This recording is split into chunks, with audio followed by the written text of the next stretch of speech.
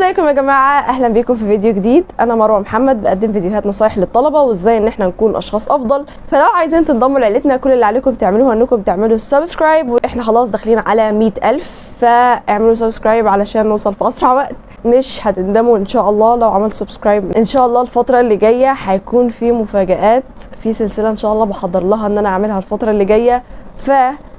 اعملوا سبسكرايب علشان تشوفوا الحاجات اللي جايه. ويا ريت يا جماعه اي حد جاله الفيديو ده يتاكد هل الجرس متفعل ولا لا، علشان في ناس كتير جدا عامله سبسكرايب ولكن مش بيوصلها اشعار بسبب انها مش مفعله الجرس. كمان يا ريت تدوني لايك، لان هو حاجه بسيطه قوي انت ممكن تعملها، ولكن بتساعدني انا بشكل كبير جدا اني اكمل واستمر وان انا اعمل فيديوهات اكتر. وبس كده عشان ما اطولش عليكم كتير، يلا نبدا بالفيديو. بما ان ده الجزء الثاني لازاي نذاكر اللغه الانجليزيه، في الجزء الاولاني اتكلمت فيه عن ازاي نذاكر القواعد، ازاي نحفظ الكلمات بشكل كويس بحيث ان احنا ما ننساهاش لاطول فتره ممكنه. والنهارده ان شاء الله هنتكلم عن باقي الفروع بتاعه اللغه الانجليزيه، ازاي ان احنا نذاكرها. يلا نشوف كل جزئيه فيهم ونشوف هنعمل فيها ايه بالظبط. اول حاجه هنتكلم عنها الا وهي الباراجراف او الباراجراف، مش هتفرق كتير.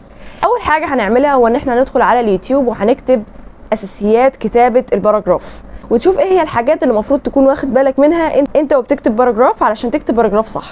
وهتجيب طبعا ورقه وهتبدا انك تكتب كل النقط اللي انت حسيتها انها مهمه وهتستفاد منها انت وبتكتب الباراجراف.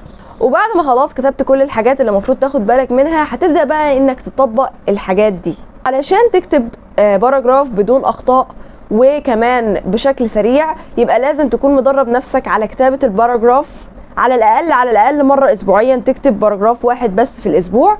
بجد الموضوع ده هيأثر معاك بشكل كبير جدا في سرعه كتابك للباراجراف. ولكن النقطة التانية بقى هي ازاي هصحح الباراجراف. يعني ناس كتير جدا بتكون تمام عايزة تعمل الفكرة دي، ولكن مفيش حد يشوف الباراجراف بتاعها ويصحح لهم ويشوف لهم الأخطاء النحوية وكده. فايه الحل في الموضوع ده؟ طبعا لو اكيد عندك حد مدرس في اللغة الإنجليزية أو يقدر إن هو يفيدك في الموضوع ده، فيا ريت بعد ما تكتب كل باراجراف إنك تصور له الباراجراف ده وتبعته له علشان يصححه لك ويشوف لك إيه الأخطاء اللي فيه. ولكن مش كل الناس بيكون متوفر لها ده، إن عندها حد يصحح لها الباراجراف. فإيه الحل في الموضوع ده؟ الحل هو إنك تقريبا في أبلكيشن اسمه جرامرلي.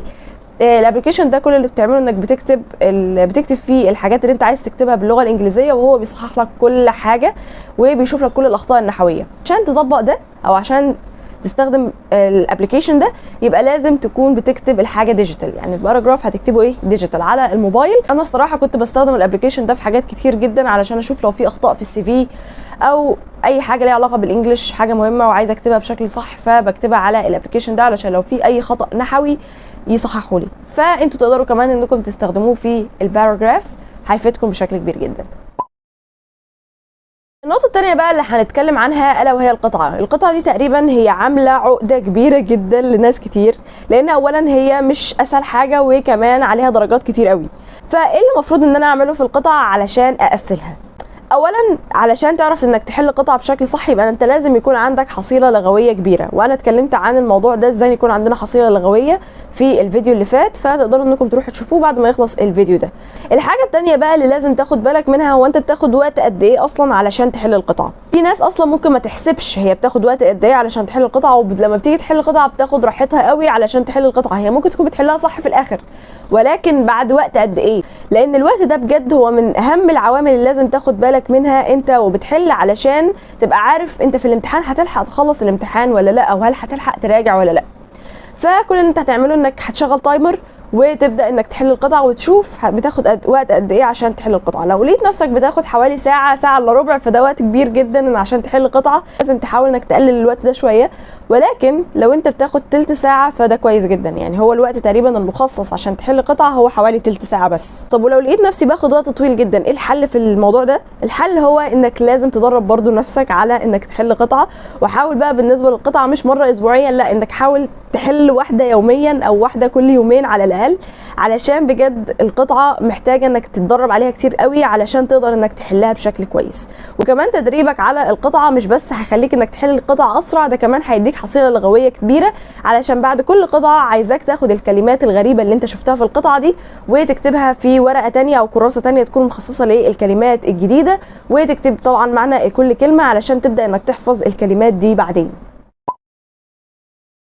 الحاجه الثالثه بقى اللي هنتكلم عنها هي المحادثه او الديالوج. الصراحه انا ده بحبه قوي، يعني دي من اكتر الحاجات اللي كنت بحب ان انا احلها في الامتحان، لان كنت بحس شويه بمتعه انا وبحلها، وكنت بتقمص شخصيه من الشخصيات اللي عامله محادثه وادخل نفسي في الحوار وفي الموضوع واشوف انا كنت هرد بايه. طبعا برضو في تريكات في المحادثات، زي مثلا الاجابات الناقصه، الاجابات اللي مش كامله، فازاي هتعمل عليها سؤال. حاجات لازم تتخيلها شويه، لان الموضوع مش بيبقى سهل زي بتاع اعدادي اللي هو خلاص هي جمله كامله تحت انت اجابه بتعمل عليها سؤال وخلصنا على كده. فلا، المحادثه لازم تكون عارف الاساسيات بتاعتها، ولازم تكون مذاكر قواعد كويس قوي قوي قوي علشان تقدر انك تحل الديالوج بشكل كويس. فبرضه تقدر انك تكتب على اليوتيوب ايه هي الاساسيات اللي لازم اخد بالي منها انا وبحل الديالوج، وتشوف ايه هو التكنيك اللي بيتحل بيه الديالوج. الصراحه التكنيك اللي انا كنت بستخدمه هو ان انا كنت بتقمص شخصيه من الشخصيات دي، وكنت بشوف بقى انا هرد ازاي او هسال ازاي. الصراحه يعني انا شايفه الديالوج حاجه ممتعه جدا. وبرضه لازم التدريب، لازم تتدرب كتير قوي على اي حاجه علشان تقدر انك تحلها اسرع وكمان تحلها بشكل صح. فكل اللي عليك انك تعمله انك هتشوف كتاب بيبقى فيه دايلوجز كتيره، ولكن اهم حاجه انها تكون محلوله. انت هتعمله انك تحل الدايلوج وبعد كده تشوف الاجابه بتاعتك وتصححها. نيجي بقى نتكلم عن موضوع الترجمه، ولازم يكون عندك حصيله لغويه كبيره. حاول دايما انك تحفظ الكلمات بالمجالات. يعني النهارده هنتكلم عن مجال الاقتصاد، مجال السياسه، مجال الحروب. يعني شوف ايه هي الترجمات اللي منتشره في الامتحانات بتاعه السنين اللي فاتت، وابدا شوف ايه هي الاقسام اللي انت عايز تحفظ فيها كلمات. يعني طريقه حفظك بالمجالات بجد بيثبت عندك الكلمات بشكل كبير قوي، اكتر من انك تحفظ كلمات منفصله ملهاش علاقه ببعض. وشوف ايه هي افضل اساليب للكتابه، وايه اللي تقدمه وايه اللي تاخره، وازاي تكتب الجمله بشكل حلو. وطبعا برضه هتلاقي الموضوع ده بيتكلم عنه مدرسين كتير جدا في اليوتيوب. انا فاكره لما كنت في ثانويه عامه اتفرجت على الفيديوهات بتاعه الترجمه وازاي ان انا احل ترجمه صح، وايه الاساليب اللي انا استخدمها في كتابه الترجمه عشان الترجمه تكون حلوه كده، علشان مش بس اكون مترجمه ترجمه حرفيه.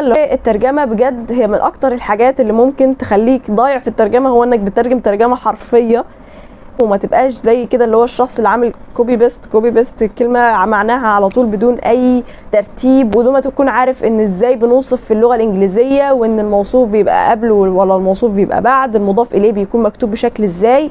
كل الحاجات دي لازم تكون عارفها علشان تقدر انك تترجم بشكل صح وما تكونش مترجم ترجمه حرفيه. نيجي بقى نتكلم على اخر حاجه الا وهي القصه. فانا هقول لكم الطريقه اللي انا كنت بستخدمها في ثانويه عامه، ودي الطريقه اللي كان بيستخدمها معانا المدرس برضه، هو اللي قال لنا عليها وكنا بنذاكر بيها. فكل اللي كنت بعمله ان انا كنت بقرا القصه كلها تمام، وببدا ان انا اعمل سؤال وجواب على كل جزئيه حاسه انها مهمه. الصراحه هو المدرس اللي كان متولى بكل المواضيع دي هو اللي كان بيخلينا نقرا القصه، وكمان كان بيخلينا نعلم على الحاجات المهمه اللي موجوده في القصه، وكمان بيكون حاطط لنا الاسئله اللي على كل تشابتر اللي احنا مفروض نجاوب عليها. وكنا بنعمل الكراسة دي كنت بكتب السؤال الموجود في الصفحة بتاعت الأسئلة، واكتب السؤال وتحتها بكتب الإجابة بتاعت السؤال ده. وبعد نهاية كل الأسئلة بيكون عندي تشابتر عبارة عن سؤال وجواب. ولكن لو انت مثلا المدرس مش بيطبق معاك الطريقة دي وكمان عايز تذاكر بنفس الطريقة دي، فكل اللي عليك تعمله ان انا كنت فاكرة حتى في الكتب الخارجية كانت القصة معمولة سؤال وجواب عادي، تقدر انك تحفظ من الكتب الخارجية. واكيد طبعا بعد ما تخلص كل تشابتر لازم انك تحل على الشابتر ده كل الاسئله بتاعته. الحل يا جماعه مهم في كل ماده وفي كل جزء من الماده كمان، علشان تقدر انك تثبت المعلومات بشكل اكبر، وكمان الحمد لله وكمان تدرب نفسك على اسئله الامتحان والاسئله بتيجي ازاي. فلازم تحل على القصه كل الاسئله اللي تقدر عليها. بس كده يكون خلص الفيديو. لو الفيديو عجبكم يا ريت تعملوا لي لايك، لان ده بجد حاجه بسيطه انتم ممكن تعملوها لكن بتشجعني انا بشكل كبير جدا. وكمان لو عندكم اي سؤال اكتبوه تحت في التعليقات، بجد اسئلتكم هي اللي بتكون مصدر الهامي للفيديوهات اللي بتيجي بعد كده. وزي ما قلت لكم اعملوا سبسكرايب علشان في مفاجاه جايه قريب جدا ان شاء الله، حاجه ان شاء الله هتحبوها، يعني ان شاء الله تحبوها يا رب يا رب. وكمان تقدروا انكم تعملوا لي فولو على الانستجرام وعلى التيك توك، هناك بقدم فيديوهات قصيره حلوه هتفيدكم برضو، فتقدروا انكم تروحوا تعملوا فولو هناك. وبس كده يكون خلص الفيديو، اشوفكم في فيديو جديد ونصيحه جديده. سلام.